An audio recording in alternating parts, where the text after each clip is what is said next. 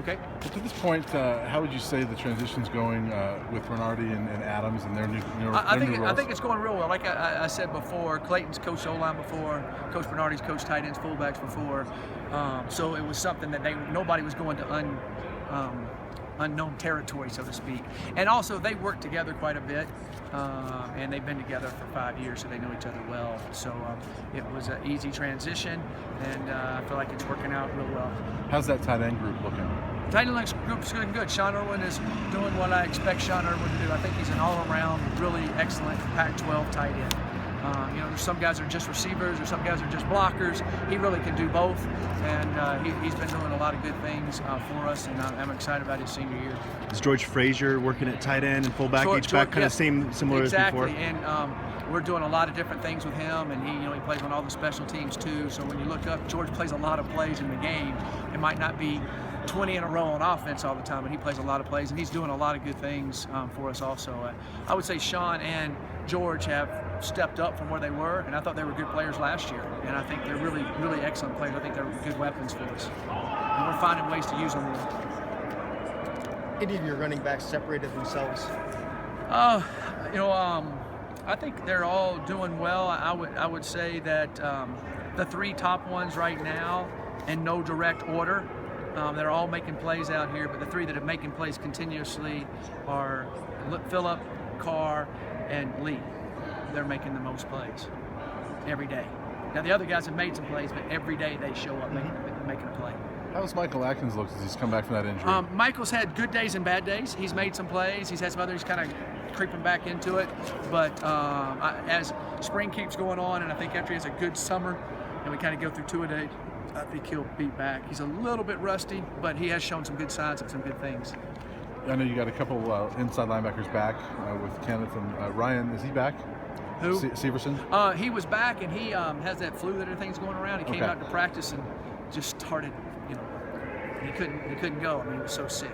Well, with a couple of those guys back, is Shaver back to outside? No, we're keeping Shaver inside because he did really well while they were gone, and he's done really well there. And some of our outside guys, NJ Fallow, to me, has made a big step in the last 2 practices since we got back from spring break. It's kind of like he was doing good before spring break. It's kind of like on spring break, he kind of watched everything, got everything, kind of like the light bulb went higher, and kind of like the dimmer switch. His is all the way, close to all the way up now, which is exciting. He's making sacks and making plays, and I just feel like that he's the old saying I always have that I stole from Coach Parcells: knowledge equals confidence equals playing fast. And I think his knowledge, and he's comfortable, and now he's playing fast because he's a great athlete. So Shaver will stay at inside. Shaver's going to stay inside right now, but he's a utility type guy that could play inside or outside with injuries, but he's looked good inside. With the improvement you guys made on defense last year, did you feel like you were a consistent pass rush away from another jump with that defense? That's a very good point there. We would like to have a little. You always want better pass rush, and especially with the Broncos down the road. Everybody saw what if you got 2 guys that can go get the guy, the inside guys can occupy it. You can make $20 million or whatever he makes. I don't know, but you always want that. But I thought that going into last season that we would improve on defense because we had so many guys back that had played so much football, and they were bigger and stronger, and I knew we were going to be able to add a couple of our junior college kids that I thought were really good that helped, and a couple of freshman guys that came in. So, and then when Addison went down and Kenneth Ogubode went down, and that made it a little bit tougher, but we kept it up to a level. With those guys all being back, with all the other guys, Rick Gamboa having great experience and playing well, I look for our defense to take another jump. And I thought we would take a jump last year because I thought we had enough good players that had played a lot. Moore looks like he's 100% now. Yeah, Ryan's doing a good job. He's playing well and doing some good things. Given that you don't have a ton of depth at safety, how important is Afolabi Laguda for your secondary? Foe's doing really well. He's really important for us.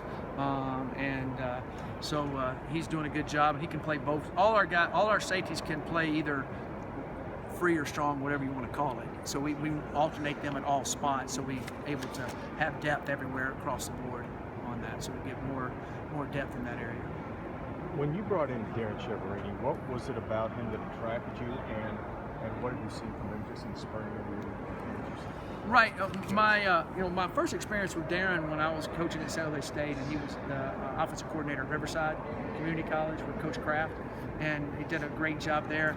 I loved what he did with their offense there. He was an offensive coordinator, and also he was their recruiting coordinator for their school, so he was real passionate about recruiting. And they got a lot of kids out of Riverside that they hadn't had before. And then when I came here, honestly didn't know when I was in San Jose, I'm making a long question here for you, but that he was from Colorado. And then when I got here, he called me and said that, and then he ended up going to Texas Tech at one time, and then I got to know him. He came back and forth a few times, and I liked what Texas Tech does offensively too. And I liked his ability to recruit. He has a great personality, and he has a passion about Colorado. So I would say it's his expertise in X's and O's, his recruiting passion, and then of course his passion about Colorado. I was really excited about all three of those situations. Thanks, Coach. All right.